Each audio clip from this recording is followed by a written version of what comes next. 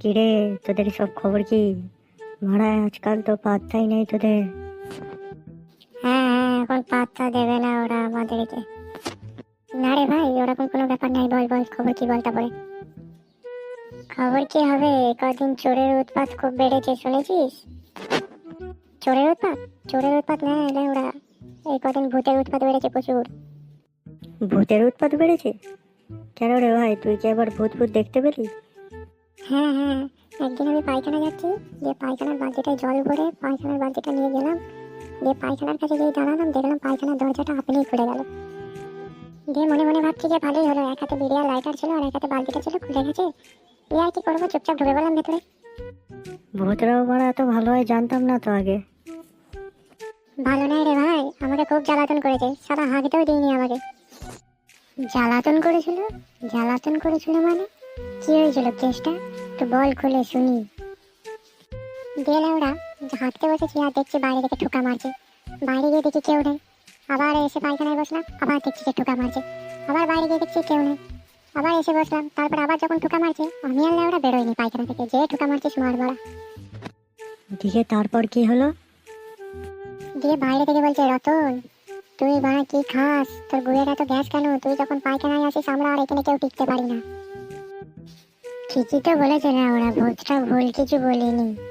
তুই বাড়া একদিন স্কুলে ওরকম পেদেছিলি, স্যার বাড়া তোর পাদের গন্ধ শুনে ক্লাসটা বন্ধ করে বাইরে চলে গেছে।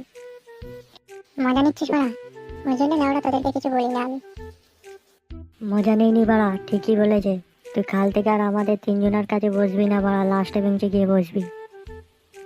গাড় পাকাও মারছিস তুই আমার সাথে, যা লেওড়া বসবো না যা। এ ভাই, ওইসব কথা বাদ দে না, তারপরে কেসটা কি হলো বল বল শুনি। না বাড়া, আমি আর বলবো না, যা বাড়া, তোদের আর কিচ্ছু বলবো না, যা বাড়া, তোরা চলে যা বাড়া এখান থেকে, যা। রতন রাগ করিস না ভাই, রাগ করিস না, তোকে সন্ধ্যেবেলায় 3টে রোল খাইয়ে দেবো আমি, যা। দেখেছিস শালা গুলির ভাইকে খাওয়ার কথা যেই বলেছি, দেখেছিস মুখে হাসি দেখ। সত্যি খাওয়াবি তো লেওড়া, না এখন গল্পটা শুনে নিয়ে তখন সব ভুলে যাবি? না রে বাড়া, তোকে আমি তো খাওয়াবো বলছি। ঠিক আছে বলছি তাহলে আমি, হ্যাঁ হ্যাঁ বল বল। দিয়ে আমি ভূতটাকে জিজ্ঞেস করলাম যে তোমরা তো ভূত, তোমাদের কাছে তো অনেক ক্ষমতা আছে, তাহলে তুমি আমাকে কিছু করছো না কেন এখন? দিয়ে আমার ভূতটা বলছে যে তোর হাতে বিড়িটা আছে বলে তুই বেঁচে যাচ্ছিস, বিড়িটা একবার নিভে যাক তারপরে তোর গাড় ফাটাচ্ছি আমি মেরে। এই বাড়া, ভূতটাও কেলায়? আমি তো আজকে প্রথমবার শুনছি তোর মুখে। কেলাই মানে? আমার বাপকে কি মারা মেরেছে, আমার বাপের পুরো গতর থেতো করে দিয়েছে মেরে। কেন রে বাড়া, তোর বাপ আবার কি করলো ভূতের সাথে? আমার বাপ একদিন রাত 1:30টার সময় একাই মুততে বেরিয়েছে। দিয়ে মুতা হয়ে যাওয়ার পর আমার বাপ যখন আসছে, দেখছে কে একটা শাড়ি পরে বসে আছে। দিয়ে তারপরে আমার বাপ বলছে, কে তুমি, কোথা থেকে এসেছো? আমার বাপকে বলছে, কেন আমি যেই হই, আমি তোমার কাছে এসেছি, আমি তোমাকে খুব ভালোবাসি আর আমি অনেক দূর থেকে এসেছি তোমার কাছে। দিয়ে আমার বাপ বলছে, কে তুমি, আমি তো তোমায় চিনি না।